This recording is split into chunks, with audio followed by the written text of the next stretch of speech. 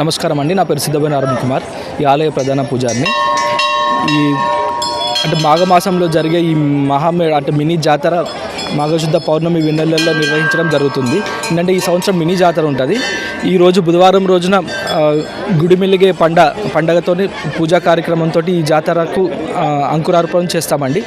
ఈ గుడిమెలిగే పండుగ విశిష్టత ఏంటంటే, అడవికెళ్ళి కొత్తగడ్డి తీసుకొచ్చి అమ్మవారి పీఠాన్ని అలంకరించి అమ్మకు పసుపు కుంకుమ చీరేసార పెట్టి పుట్టమన్ను తీసుకొచ్చి అమ్మవారి గద్దెల్ని అలికి ఆ పూజారులందరూ నిష్ఠతోటి జాగారాలుంటూ అమ్మవారిని స్మరించుకుంటూ మహాజాతర మండమెలిగే పండుగకి వచ్చే బుధవారం మినీ జాతరకు ఇప్పటి నుంచే పూజా కార్యక్రమాలు నిర్వహించడం జరుగుతుంది.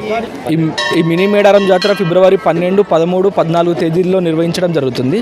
ఇప్పటికే దాదాపుగా చూస్తుంటే 2 నెలల ముందు నుంచే భక్తులు అమ్మవార్లను దర్శించుకుంటున్నారు.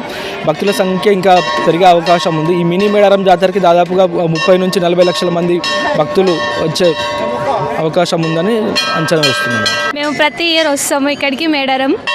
లాస్ట్ ఇయర్ కూడా వచ్చాము, ఈ ఇయర్ కూడా మళ్ళీ వచ్చాము. అనుకున్నవన్నీ నిజమవుతున్నాయి కాబట్టి మళ్ళీ అమ్మవారి దగ్గరికి వచ్చాము.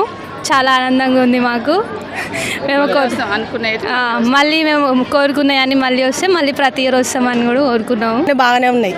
మాకు దేవుడు మా ఇంటి దేవుడు. ఇది మంచిగా జరిగినాయి అన్నీ అనుకున్నాం. పెళ్లి జంట తీసుకొని వచ్చినాం, మంచిగా దర్శనాలు చేసుకున్నాం. ప్రతి సంవత్సరం వస్తున్నాం, వెళ్తున్నాం. మేము మంచిగా అనుకున్నాయి మళ్ళీ జరిగితే మళ్ళీ జాతరకు మళ్ళీ వస్తాం. మేము పెద్ద జాతరకు కూడా వస్తాం. పోయినసారి వచ్చినాం, మళ్ళీ జాతరకు మళ్ళీ వస్తాం. మేము మా చిన్న జాతర అని తెలిసింది కదా, ఫస్ట్ ఎప్పటి నుండో తెలిసింది చిన్నగా జరుగుతుందని.